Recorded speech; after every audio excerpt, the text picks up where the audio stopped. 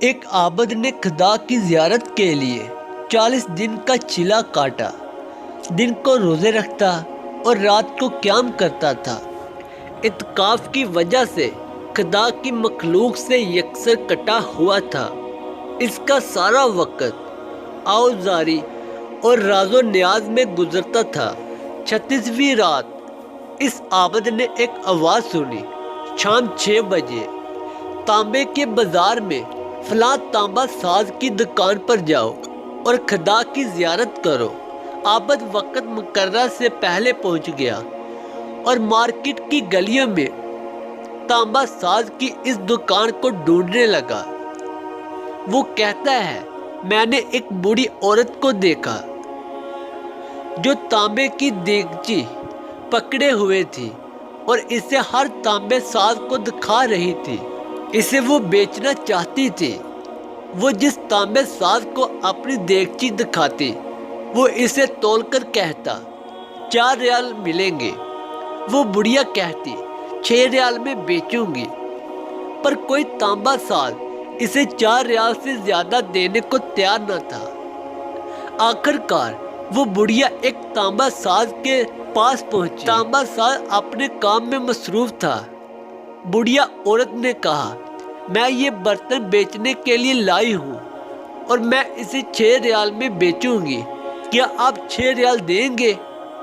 تانبا ساز نے پوچھا، 6 ریال میں کیوں؟ بڑھیا عورت نے دل کی بات بتاتے ہوئے کہا، میرا بیٹا بیمار ہے، ڈاکٹر نے اس کے لیے نسخہ لکھا ہے جس کی قیمت 6 ریال ہے۔ تانبا ساز نے دیگچی لے کر کہا، ماں یہ دیگچی بہت عمدہ اور نہایت قیمتی ہے، اگر آپ بیچنا ہی چاہتی ہے تو میں اسے 25 ریال میں خریدوں گا۔ بڑھیا عورت نے کہا، کیا تم میرا مذاق اڑا رہے ہو؟ تانبے والے نے کہا، ہرگز نہیں، میں واقعی 25 ریال دوں گا۔ یہ کہہ کر اس نے برتن لیا اور بوڑھی عورت کے ہاتھ میں 25 ریال رکھ دیے۔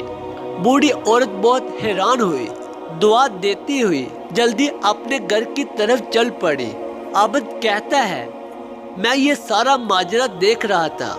جب وہ بڑھیا عورت چلی گئی تو میں نے تانبے کی دکان والے سے کہا، چچا لگتا ہے آپ کو کاروبار نہیں آتا۔ بازار میں کم و بیش سبھی تانبے والے اس دیگچی کو تولتے تھے اور 4 ریال سے زیادہ کسی نے اس کی قیمت نہیں لگائی، اور آپ نے 25 ریال میں اسے خریدا۔ بوڑھے تانبے ساز نے کہا، میں نے برتن نہیں خریدا ہے، میں نے اس کے بچے کا نسخہ خریدنے کے لیے اور 1 ہفتے تک اس کے بچے کی دیکھ بھال کے لیے پیسے دیے ہیں۔